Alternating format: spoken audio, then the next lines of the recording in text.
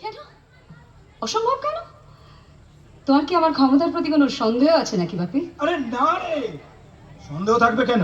আসলে আমাদের বয়স হচ্ছে, আজ আছি কাল নেই। তাই তোর মার আমি ঠিক করেছি আমরা থাকতে থাকতে যাতে তোর বিয়েটা দিয়ে যেতে পারি। অর্ক, অর্ক তো বিদেশ থেকে ফিরে এসেছে।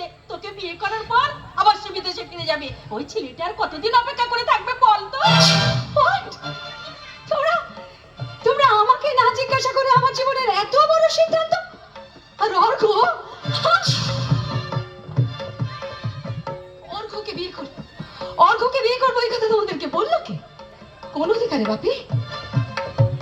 কোন অধিকারে তোমরা আমার জীবনের শুধুটা আমাকে না জানিয়ে একটা অন্য মানুষের সাথে বেরিয়ে দিতে চাইছো? বাবা মা হওয়ার অধিকারে? বাবা মা হওয়ার কোন কর্তব্যটা তোমরা এতদিন ধরে পালন করেছো? কখনো জানতে চেয়েছো যে আমি কি চাই? কখনো জানতে চেয়েছো যে আমার প্রিয় খাবারটা কি? কখনো জানতে চেয়েছো যে এই পৃথিবীতে আমি কি ভালোবাসি? শিখা মা, এই মানুষটা না থাকলে তো আমি বুঝতেই পারতাম না যে নিজের বলে কি বোঝায়, ভালোবাসা বলতে কি বোঝায়, স্নেহ মায়া মমতা বলতে কি বোঝায়। আমি বলছি এই বর্তমান সমাজে দাঁড়িয়ে যেই সব মা বাবা নিজেদের চাহিদা, নিজেদের ক্যারিয়ার, নিজেদের আনন্দের জন্য নিজেদের সন্তানগুলোকে দূরে সরিয়ে রাখে না, সেই সব সন্তানদের প্রতি এই সব বাবা মাদের কোনো অধিকার থাকে না, থাকে না, থাকতে পারে না। তাই আমার জীবনের উপর যদি কারো কোনো অধিকার থেকে থাকে বাপি, তাহলে সেটা শুধুমাত্রই ভালো মায়ের, তোমাদের নয়। না মা, ওভাবে বলতে নেই। যতই হোক ওরা তো তোমার বাবা মা। পৃথিবীতে এই সম্পর্ক চেয়ে বড় সম্পর্ক যে আর হয় না রে মা। অনেক হয়েছে, অনেক সহ্য করেছি আমি, আর নয়। আর তোমাকে বলছি শোনো, বিয়ে তোমাকে করতে হবে, আর সেটা অর্ঘকে। কারণ অর্ঘকে আমি কথা দিয়েছি। কথা দিলেই যে কথা রাখতে হবে এমন কোনো মাথা দিবি তো দেইনি আন্টি।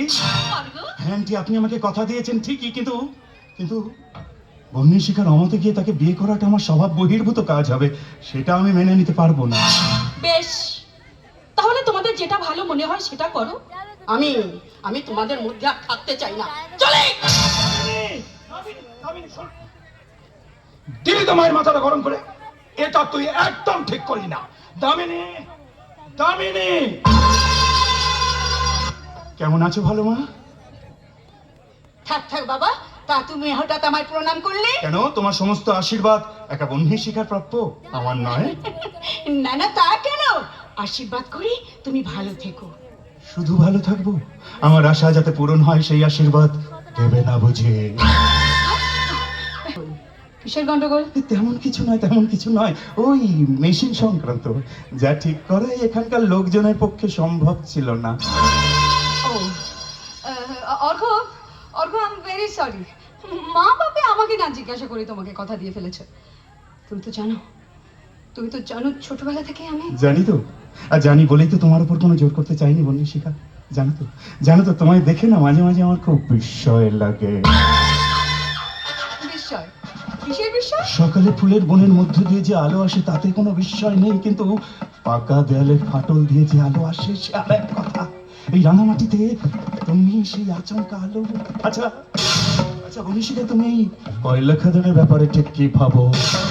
অবাক হয়ে দেখি জানো অর্ঘ, গোটা রাঙামাটি অঞ্চলটা মাটির ভিতরে মাথা ঢুকিয়ে অন্ধকার রাজ্যে বেড়াচ্ছে।